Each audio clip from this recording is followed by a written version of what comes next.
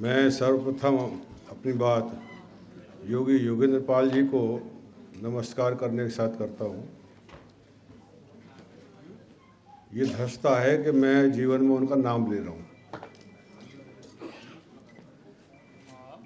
जब से याद है तब से उस्ताद जी के अलावा कुछ कहा ही नहीं आपको। तो हम जितने सामने भी बैठे हुए हैं, अशोक बजाज साहब हैं, वेद व्यास जी हैं, और व्यायामशाला से जुड़े हुए जितने थे उनमें हरबंस लाल सूरी भी जो ओलंपियन रहे, वो सब आपके शिष्य रहे और सब आपका उद्बोधन जो है वो उस्ताद जी के नाम से करते थे। तो मेरे जीवन का ये एक ऐसा जो हमेशा अमिट छाप रहेगी, ये ऐसा पल है कि आज मैं आप लोगों के सामने हूँ और इस रूप में कि आपके द्वारा जो पुस्तक ये लिखित की गई है उसके विषय में कुछ बातें आपके साथ की जाए। मंच पर विराजमान हमारे सुनील शर्मा जी मुख्य अतिथि हैं और साथ में और जो सब अतिथिगण हैं उन सबका भी अभिवादन। पुस्तक का नाम है करो योग रहो निरोग। अब योग है क्या, इसका भी चित्रण थोड़ा सा वर्णन उस्ताद जी ने। मैं योगेंद्र पाल शर्मा नाम नहीं लूँगा, आगे थोड़ा सा ही ध्यान दें, मैं उस्ताद जी कहूँगा। उस्ताद जी ने इसमें किया है। योग सारे विश्व को दी गई भारत की एक ऐसी विधा है। मत मतांतरों की बात करें तो ये कहीं और नहीं है। और ये विधा ऐसी है कि जो अनोखा बनाती है अपने को, और इसके अनुसार अगर जीवन यापन किए व्यक्ति तो हमेशा निरोग ही नहीं रहेगा शारीरिक रूप से, वो मानसिक रूप से भी निरोग रहेगा। तो इस पुस्तक को मैंने देखा, उस्ताद जी से जो परिचय है ये लगभग 60 साल पुराना है। उस समय जो देखा है आपको, तो योग की बात नहीं है खाली, मलखम, लेजियम और भी जितनी क्रीड़ा की विधाएं हैं उन सब में भी आप पारंगित हैं। आज आपने एक महसूस किया होगा कि आपको थोड़ा सा देखने में दिक्कत है, थोड़ी नहीं काफ़ी दिक्कत है, दृष्टि लगभग ख़त्म हो चुकी है। योग जब आपने प्रारंभ किया तो योग के साथ में हठ योग भी प्रारंभ किया। तो वो दृश्य हमने देखे हैं जो आयुर्वेद व्यायामशाला में बड़े बड़े कार्यक्रम होते थे, तो वहाँ आपका प्रदर्शन होता था हठ योग का। हठ योग में जो चक्की के पार्ट होते हैं पहले बड़ी, उसको छाती पर रखकर हथौड़ों से तोड़वाना, सरियों को आँख से मोड़ना, ये सब क्रियाएं जो उस्ताद जी किया करते थे। तो उस क्रिया के दुष्प्रभाव से आँखों पर जो है थोड़ा दुष्प्रभाव पड़ा।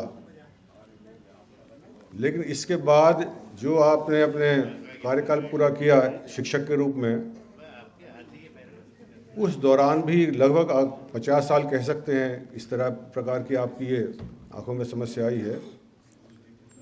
लेकिन एक प्रेरणा लेने की बात जो है आपसे, किसी की दृष्टि ना रहे, इससे बड़ा उसके साथ कष्ट क्या हो सकता है, ये जरा आंख बंद करके देखें। उस्ताद जी के जीवन में मैंने कभी निराशा नहीं देखी।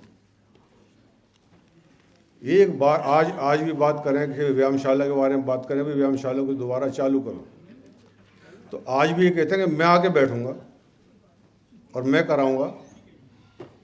और निराशा जीवन में दूर दूर तक रही। इतने कष्ट आपके जीवन में रहे हैं, उनका विवरण यहाँ करना ठीक नहीं है। लेकिन कभी मैंने इनसे जो मैं ये बताना चाह रहा हूँ कि क्या आपसे सीख सकते हैं, ऐसा जीवंत उदाहरण है आपके सामने जागृत कि इनके गुण तो थोड़ा सा भी कहीं ले ले व्यक्ति तो जीवन सफल हो जाए। निराशा नाम का शब्द आपकी डिक्शनरी में है ही नहीं, हमेशा प्रसन्नचित्त। और एक बहुत महत्वपूर्ण बात मैं आपके बारे में बताना चाहता हूँ कि इस पुस्तक में आपने योग के बारे में कुछ लिखा, और योग साधारण शब्द है कि जोड़ना। तो जोड़ना किसका किससे है? ईश्वर का मनुष्य से जोड़ना है, तन का मन से जोड़ना है, ये सारा योग है। तो योग की विभिन्न परिभाषाएं रही हैं। पतंजलि जी ने भी परिभाषा दी, गीता में परिभाषा ही पतंजलि जी ने तो कहा योग चित्त वृत्ति निरोध है योग। मतलब जो चित्त की चंचलता है इनको समाप्त करना, इनका विरोध करना, ये योग है। गीता में कहा योग है कर्म सुकौशलम, कि कोई भी करने वाले कार्य, अपेक्षित मनुष्य के कार्य हैं, उन्हें बहुत कुशलता के साथ किया जाना, ये योग है। इसे दूसरे नजरिए से भी कह सकते हैं। ये साहित्य की दृष्टि से हो सकता है गलत हो, बहुत विद्वान मेरे पीछे बैठे हुए हैं। इसे दूसरे नजरिए से भी कहते हैं योग कर्म सुकौशलम, कि योग के करने से कर्म भी कौशलता आती है, निपुणता आती है। तो उस्ताद जी हमारे सामने इस जो योग की परिभाषा है उसके जीवंत जागृत उदाहरण है। और ये पुस्तक कई मायनों में अद्भुत है। योग के ऊपर बहुत लोगों ने पुस्तकें लिखी हैं। इसमें एक ये संयोग की बात नहीं है। आपकी आयु 90 वर्ष हो चुकी है। मैं देख रहा था इसमें कि आपकी जो जन्मतिथि क्या है, तो 1/1/1937 जन्मतिथि है। तो 90 वर्ष की आयु में, अभी ये कुछ दिन पहले ही पुस्तक का ये प्रकाशन हुआ है, तो पुस्तक लिखवा भी सकते थे आप, कि बोल दिया लिख दिया, उसमें किसी चित्र की और किसी की आवश्यकता नहीं। लेकिन कई बार क्या है, पुस्तक पढ़ना अपने आप में वही प्रेरणा नहीं देता। ये मैं आप लोगों से निवेदन करूं, पुस्तक का देखना मात्र प्रेरणा देता है। ये ऐसी अनोखी पुस्तक है, अब प्रेरणा कैसे देता है? इसके अंदर जो चित्र दिए हुए हैं ये वास्तविक चित्र हैं और उस्ताद जी के चित्र हैं। और इस अवस्था में भी और विशेषता क्या है, ये जितने आसन इसके अंदर हैं, मुद्राएं दी हुई हैं। मैंने वैसे देखा, मैंने संख्या भी तो गिन के देखे, तो कैसा विचित्र संयोग होता है कि आपकी अवस्था 90 वर्ष हो गई है, तो सबसे पहला चित्र आपका पद्मासन लगाते हुए। मुझे नहीं लगता कि इस सभागार में बैठा हुआ कोई व्यक्ति पद्मासन नहीं, सुखासन भी लगा ले। घुटने बोले हुए हैं, तो पद्मासन सबसे पहला चित्र पद्मासन से और आखिरी तक लगा के मैंने गिनती गिनी है, ये चित्र भी 90 हैं। मतलब अजीब संयोग है। तो पद्मासन से लेकर और जो आखिरी तक का चित्र है आपका सर्वांगीण आसन, तो मैंने बैठे बैठे गिनती गिनी, वैसे ही उत्सुकता बजी है, तो ये भी 90 है। तो इस रूप में भी अद्भुत। और देखने जो मैंने कहा कि देख के भी प्रेरणा मिल सकती है किसी पुस्तक को, ये ऐसी एकमात्र पुस्तक है। इसके अंदर जितने आसन लिखे हुए हैं ये सब उस्ताद जी द्वारा अपने घर पे किए गए, और इनको जो है बागा छिपाया हुआ है। ये ग्राफिक नहीं है, वास्तविक चित्र हैं आपका, और अभी के चित्र हैं। और आज भी उस्ताद जी से भी बात हो रही थी, तो इनके मन में ये थी कि कुछ आसन मेरे यहाँ भी करवाओ। तो हमने रोका है कि ये समय नहीं है करने का। तो आपने तो ये पुस्तक ही ऐसी लिख दी है और लिखी नहीं दी है कि ये पठनीय भी है और दर्शनीय भी है। तो मैं तो जो इसके अंदर जो करो योग रहो निरोग की जो बात करी है उस्ताद जी ने, इसका भी जीवंत उदाहरण आप है कि योग से आप 12 वर्ष की आयु से जुड़े हुए थे, और जितने भी और कार्यक्रम वो अपने क्रीता की करते थे, तो उसमें भी करने के बाद भी आज आपकी इस अवस्था में भी जो इस स्वास्थ्य आपका ठीक है, उसका भी कारण योग है। तो दंड बैठ भी लगाते थे, वेट लिफ्टिंग भी करते थे, जिम्नास्टिक भी करते थे, मलखम भी करते थे। एक दिल्ली में 100 मलखमों के साथ आपने प्रदर्शन किया राष्ट्रपति के सामने।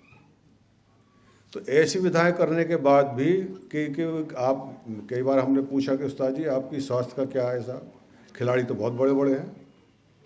बोले इस सब के बाद मैंने योग करने की, योग का जो अपना किया है अभ्यास है, इसको जीवन में कभी नहीं छोड़ा और आज भी करते।